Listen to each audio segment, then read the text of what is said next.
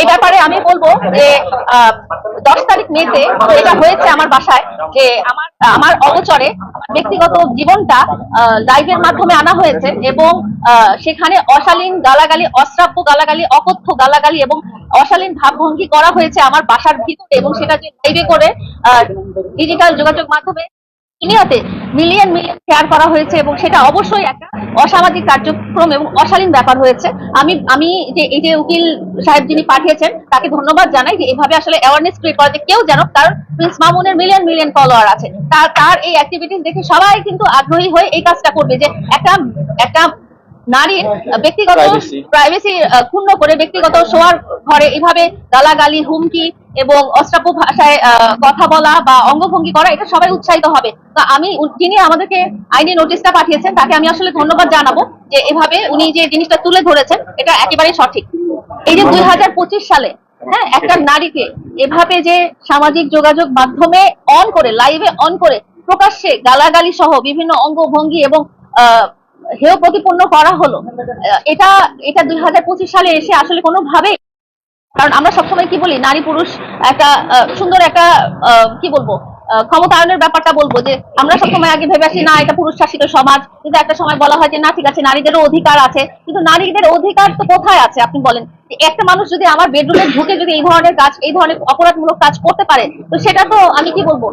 আমার সাথে তো খুবই অন্যায় করা হয়েছে, খুবই অন্যায় করা হয়েছে, এবং আমি সামাজিক চাপে এরকম করা হয়েছে। আমার সাথে যদি এরকম করা হয়, তাহলে অন্য যাদের ওই এক্সেস নাই বা যাদের ওই সাহস নাই বা ক্ষমতা নাই, যে তাদের প্যারেন্টসকে বা তাদের অভিভাবকদেরকে বলে, এই ধরেন 16, 17, 18 বছর বয়সী কিশোরী যুবতী যারা আছে, হ্যাঁ তারা তো সামাজিক ভয়েই, সম্মানহানির ভয়েই কেউ আইনের কাছে যে বলবে না। তো আমি একটা এক্সাম্পল ক্রিয়েট করতে চাই, যে আসলে আপনি যত বড়ই খ্যাতিমান ব্যক্তি হন না কেন, আপনি অপরাধ করলে সেটা কিন্তু অপরাধী হবে। আচ্ছা আপু, এই যে অনেকেই বলছে যে আপনি নাকি কন্টেন্ট তৈরি করেন, আপনারা তো লাইভে যে কথা ভাই সাইলেন্ট আপনি আপনি কি অশ্লীল কোনো কন্টেন্ট তৈরি করে সোশ্যাল প্ল্যাটফর্মে খারাপ কোনো নেতৃত্ব প্রকাশ করেছেন কিনা? ওখানে কিন্তু অশ্লীল কন্টেন্ট আপ করা হয়েছে, ওখানে আসলে ওই যে লাইভটা ছিল সেখানে কিন্তু আমাকে